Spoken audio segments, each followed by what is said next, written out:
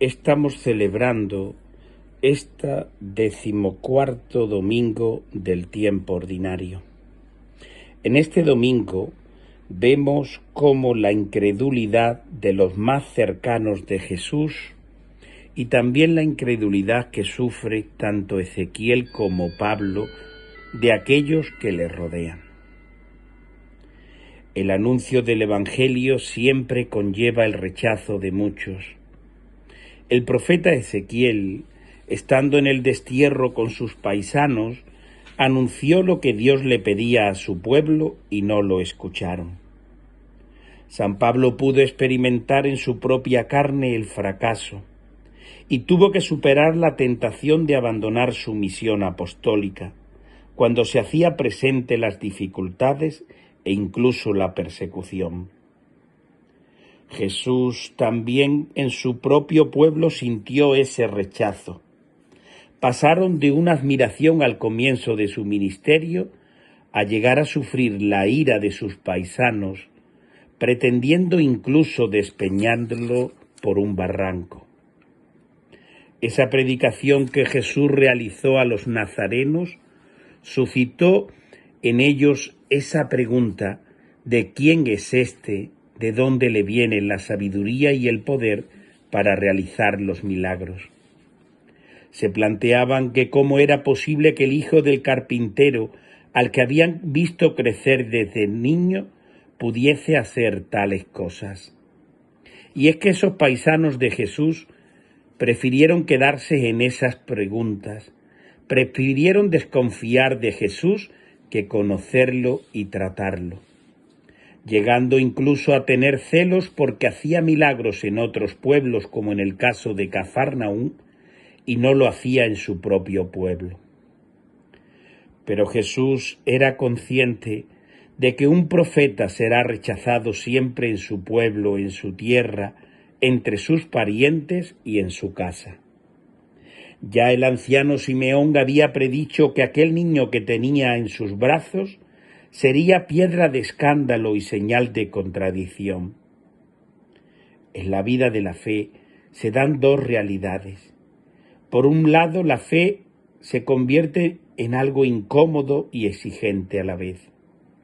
Es incómodo la fe cuando no interesa el mensaje de Jesús y sus profetas, y entonces se procura desacreditar la fe, se persigue o incluso se elimina, empezando, por tanto, por eliminar al mensajero al que lo anuncia. Lo que Jesús predicaba a sus paisanos no coincidía con las convicciones de sus contemporáneos, porque lo que Jesús decía y denunciaba sacudía los cimientos del sistema religioso y social. También hoy los profetas, es decir, todos los bautizados, nos convertimos en molestos cuando anunciamos a Cristo o cuando denunciamos las injusticias sobre aquellos que no tienen voz en este mundo.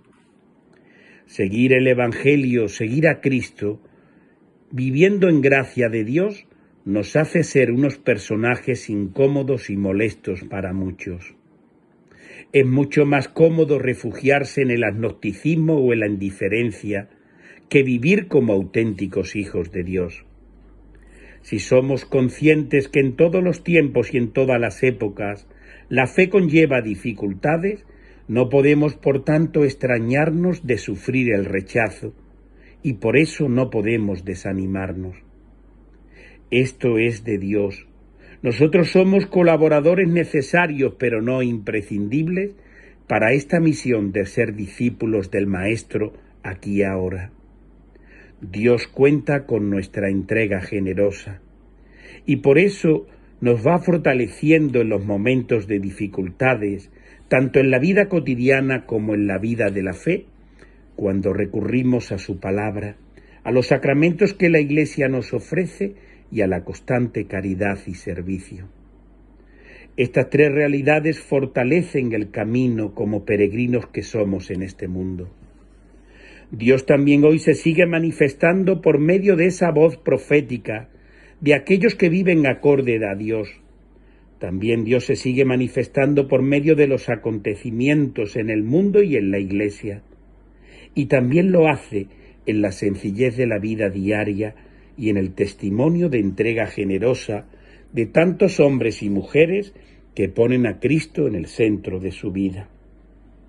Hoy se nos invita a vencer la cobardía, las ganas de abandonar. Tenemos que seguir anunciando a Cristo y dando testimonio de palabra y sobre todo con el ejemplo de nuestra vida. Recordemos que San Pablo, por mucho que tuvo que sufrir, cuántas veces lo detenían, lo amenazaban, lo metían en la cárcel y lo azotaban, pero él nunca dejaba de anunciar a Cristo resucitado. Jesús tampoco se desanimó, siguió recorriendo pueblos, siguió enseñando, curando, acompañando, amando y sirviendo. Todos nosotros, como reconoce San Pablo, somos débiles, pero contamos con la gracia de Dios, con su ayuda, a través del Espíritu Santo, que se siga siendo presente en nuestros corazones y en nuestras vidas. Que así sea.